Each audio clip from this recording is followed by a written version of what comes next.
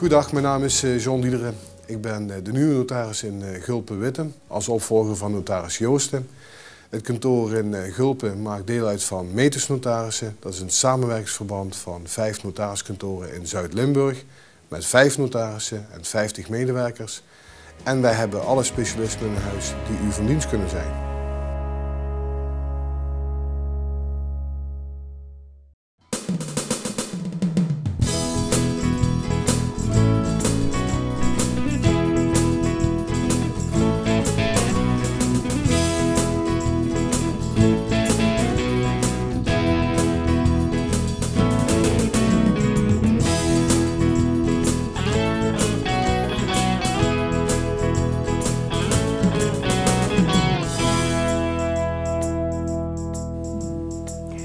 Dag beste kijkers, fijn dat u weer afgestemd heeft op Omroep Krijtland. In deze nieuwe uitzending kunt u kijken naar Gezinsdag rouwverwerking, kunst kijken in het Krijtland en los. We beginnen met ons regiojournaal. Als er iemand overlijdt in een gezin, is dat een heel ingrijpende gebeurtenis, waardoor bijna alles verandert. Op de Limburgse Gezinsdag voor rouwverwerking worden gezinnen geholpen om met elkaar en apart om te gaan met dit verlies.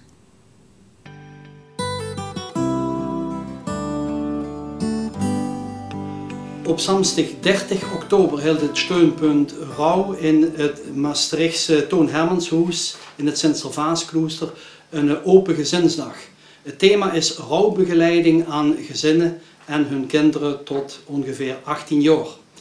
Organisatrice en initiatiefnemer is mevrouw Truus Breukers en met haar gaan we zo meteen een gesprek. Mevrouw Breukers hier begeleidt gezinnen die een sterfgeval in hun familie hebben metgemaakt, ook gezinnen met kinderen. Ja. Maar waarom nu speciaal een gezinsdag daarvoor? Nou, wat wij willen is mensen de gelegenheid geven om lotgenotencontact te hebben. En niet alleen de volwassenen, maar ook de kinderen. En ik heb gemerkt in de loop der jaren, we hebben dat al heel dik georganiseerd, gezinsweekenden, kinderweekenden.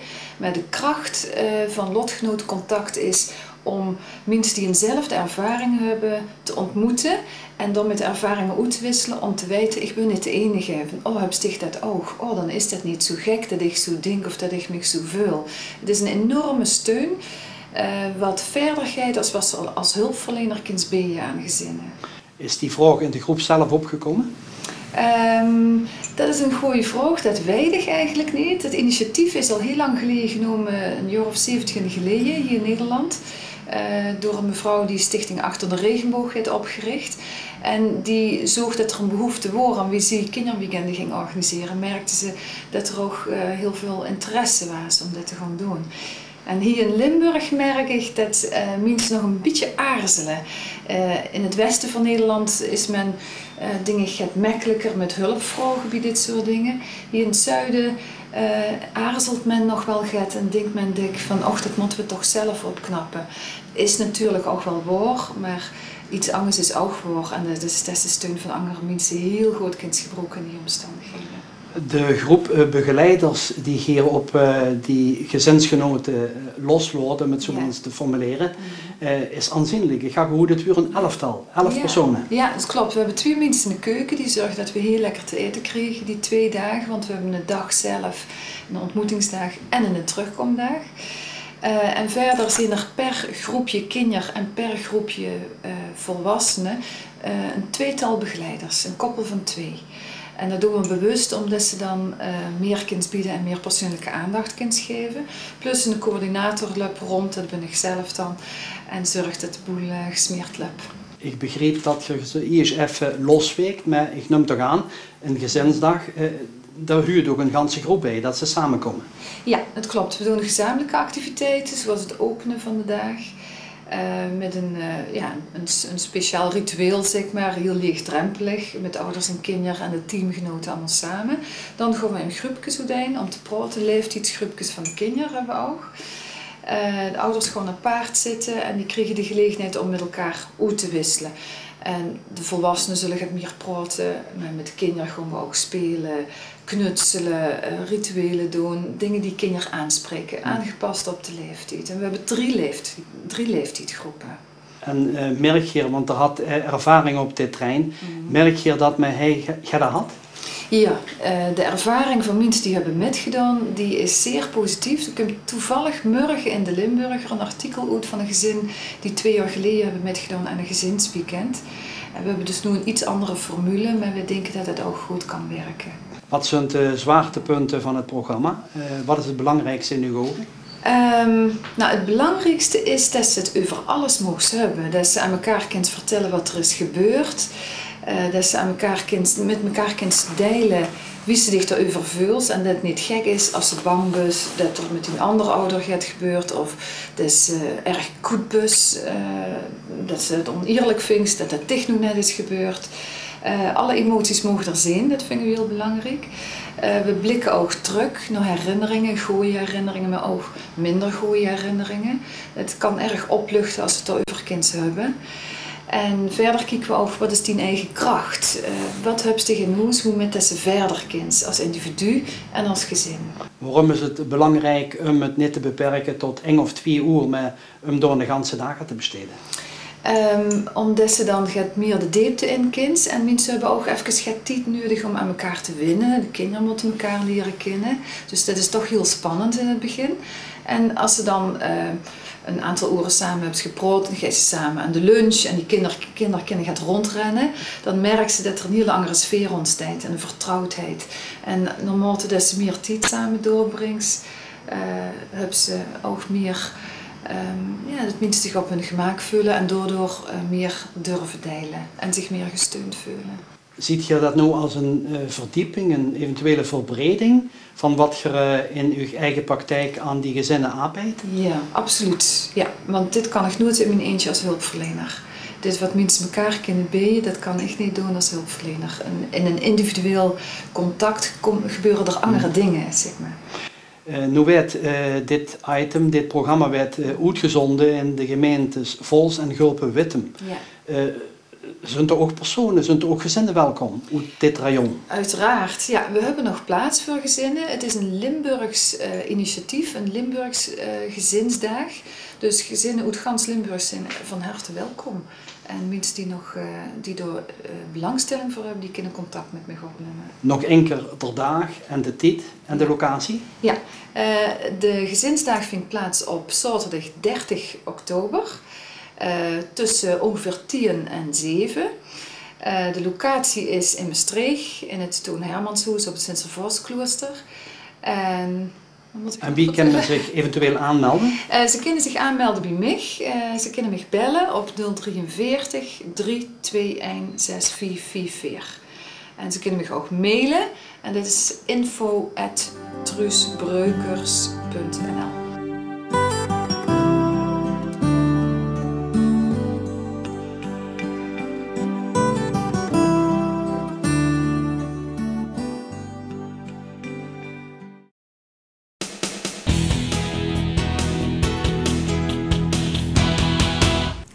Met trots presenteren wij u in deze uitzending een nieuw programma. Kunst kijken in het Krijtland. En de eerste kunstenaar die hierin zijn aantreden doet is Jo Havenit uit Elkenrade.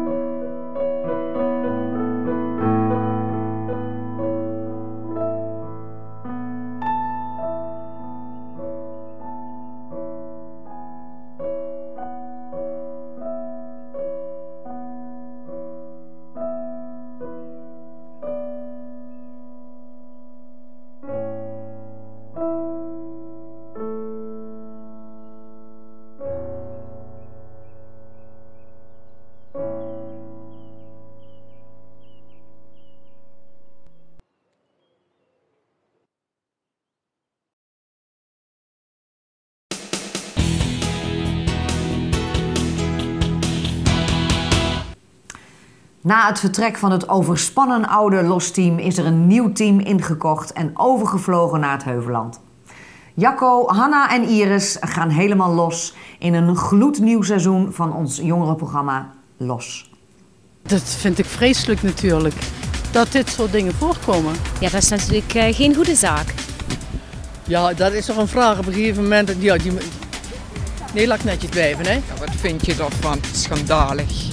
Dat kan niet en dat moet ook niet kunnen en dat moet zeker radicaal verboden worden. Ik vind het een hele slechte zaak. Heel kwalijk. Foutieve zaak, heel zeker van. Ja, denk er wat aan. Ik vind dat zo misselijk, ik kan er niet op uit.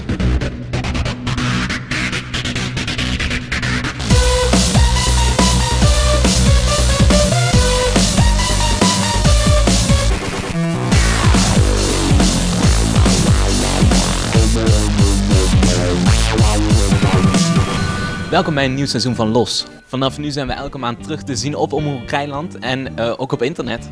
Vanaf nu gaan Jacco Iris en ik op pad voor u om de interessantste dingen uit te zoeken. Dat kan vaak heel grappig zijn, maar ook soms super pijnlijk. In deze aflevering kunt u onder andere naar het International Breakdance Event in Heerlen. Je kunt voor fitnessen met Hanna, maar nu eerst gaat gaan zangers. Op 11 oktober was het Nationale Coming Out Day voor homo, lesbo en bi-jongeren. Op deze dag wordt het taboe doorbroken om homo of lesbo of bi te zijn. Hanna ging op pad in Gulpen om te kijken hoe wordt omgegaan met homo-jongeren in Gulpen.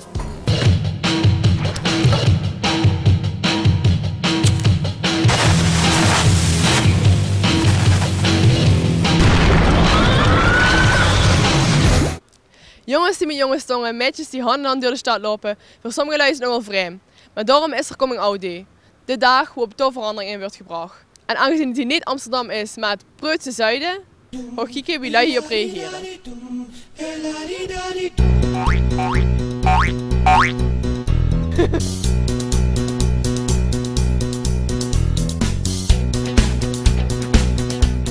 Sie sind wie sie sind, da sonst ist alle wohl nicht gemacht. Ja, wenn sie da gut kommen, ich finde, ja, Respekt finde ich dat. Ja, super mensen om mee om te gaan. En ze zijn altijd ja, gewoon heel vrolijk en zo. Ze zijn altijd, jawel. Ik kan er niks slechts over zeggen.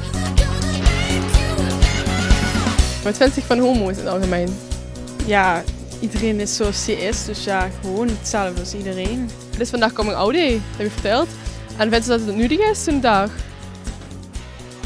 Het kan ook gewoon, ja, kan toch eigenlijk elke dag, vind ik. Tenminste, ja, als ze het liever op die dag doen, dan doen ze het maar op die dag. Ik vind eigenlijk dat er helemaal niet zo'n dag nodig is, dat het eigenlijk gewoon altijd zou moeten kunnen. Ja, eigenlijk wel. Ja, ik vind het een beetje raar, maar op zich vind ik wel dat ze dat moeten kunnen. Het is gewoon overal gewoon, net als gewoon een ander koppeltje. Ja, maar dat eigenlijk wel, maar dan is het nog raar om naar te kijken.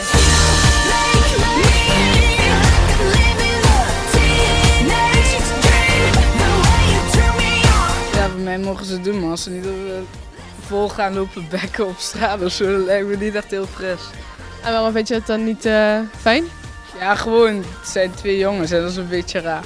Ik ben erachter gekomen dat ik op mijn geval, toen ik net in de brugklas zat. Ik dacht eerst dat ik eigenlijk bi was, maar ik ben er eigenlijk al vrij snel achter gekomen dat ik eigenlijk nooit op dezelfde manier naar jongens heb gekeken als naar meisjes. Dus ja, mijn vrienden reageerden er eigenlijk best wel goed op. Ik ben op zich nog niemand tegengekomen die zei van, bah, wat vies, weet je wel. Maar ja, ik vind dat ze met respect moeten worden behandeld. Ze zijn ook gewoon lui.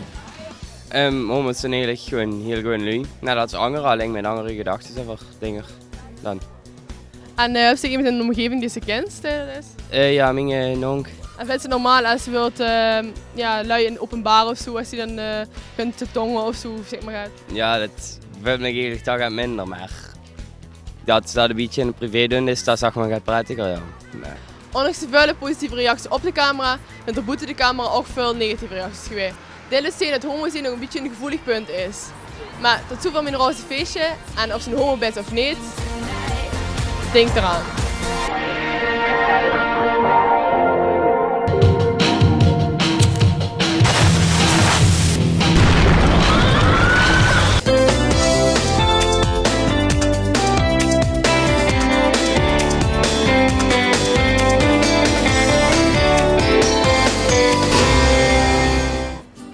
Hey, en welkom bij een nieuwe aflevering van Heuvelland in Beweging. Vandaag zijn we Gulpen, lekker boeten, lekker in het zonnetje. Doe met me mee. We gaan beginnen met een simpele stapoefening. Die voor altijd doen, lekker rustig beginnen. Niet opjagen en niks forceren.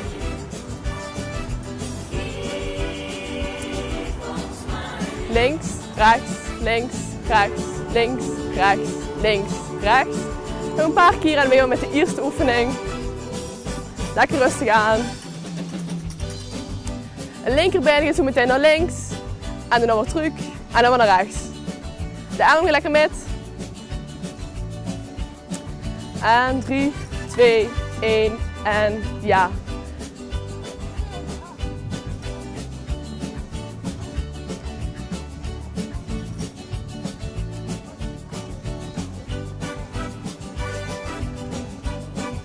Nou, als je alles even rustig wilt terugkijken of nalezen of oefeningen, eventueel nog een keer gewoon uitgelag wilt krijgen, hangt u naar de site. En we zijn zo weer terug, even naar de reclame. Tot zo.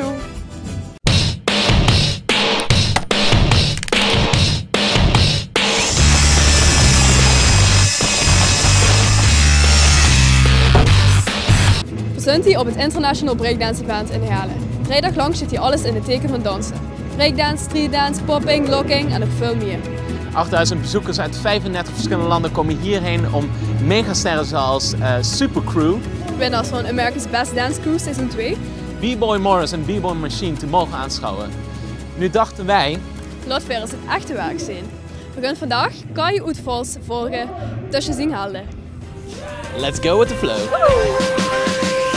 Look, babe, you know I am, but as crooked as I am, I'll be as good as I can. I try and try, though it's evident my angel face is disguised. Wat doen jullie precies? Streetdance, breakdance?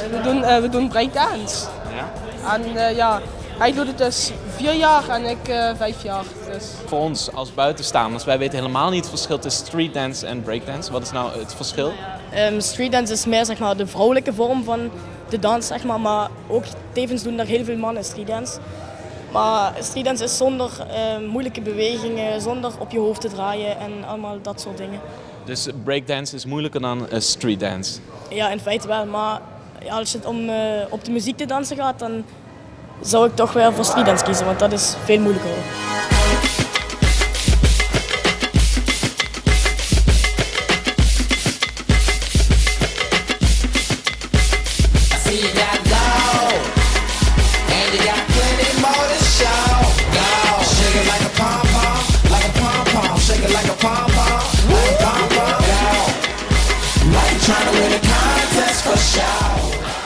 You dance? Yes.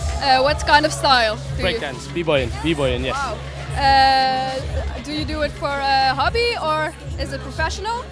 It's professional, hobby, all. It's just everything for me. So. Have you danced here? Yeah, we just did the UK Champs Yes? crew qualifiers, Wow. Soul Mavericks crew. How did it went? The first round really well. Yeah? Wow. Really good okay. battle. Maybe you can teach us something. Oh, you want to learn? No, for the people who are watching. Yeah. Not me. No. No. Oh. Okay. Have okay. a go. Have a go. Yeah. Just step across like this. How the booty shake, show you how to shake, let you see the booty shake.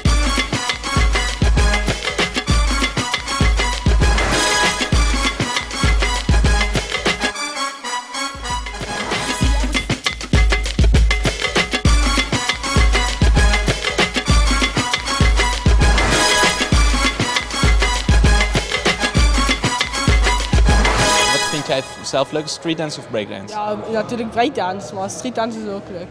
Alleen maar wat hij net zegt, omdat streetdance vrouwelijker is of omdat breakdance toch wat stoerder weer is? Ja, breakdance is ook veel anders. Dat kun je eigenlijk niet echt direct vergelijken met streetdance. Maar wat is dan het grootste verschil tussen streetdance en breakdance? Kai? Bij breakdance is het toch veel uitdagender. Je maakt er salto's, noem maar op, allemaal mogelijke dingen die met je lichaam te maken hebben. En Streetdance is gewoon vlakker, dus gewoon... Streetdance is gewoon vlak, heel erg vlak met je voeten en meer met je handen bewegen en zo. Dus niet echt je hoofd op je knie of zoiets gebruiken, zeg maar. Oké, dankjewel.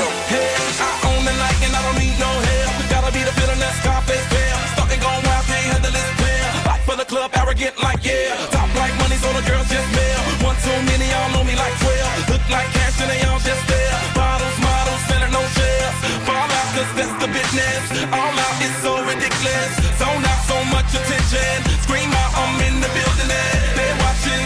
I know this, I'm rocking. Dit was Los bij de Notorious IBE Festival. Wij gaan nog even doorfeesten en in de rij staan voor een joint. En dan checken dat mag Iris ook namelijk. Ja, Iris, ja. Oké, nou. Check je later. Hoi, hoi.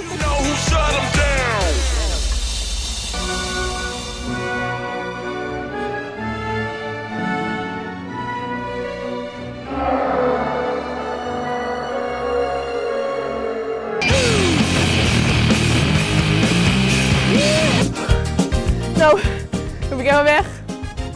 Vandaag komt van de reclame. Lekker beginnen met stappen weer. We beginnen hier met de volgende oefening en dat is een grijpoefening. Dit was Los voor deze maand.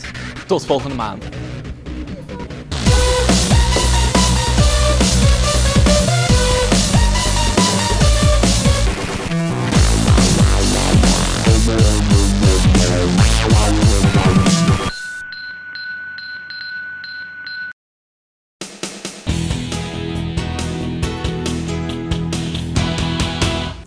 Het zit erop, beste kijkers. Ik hoop dat u met plezier gekeken heeft en ik zeg dan ook graag tot de volgende keer. Dag!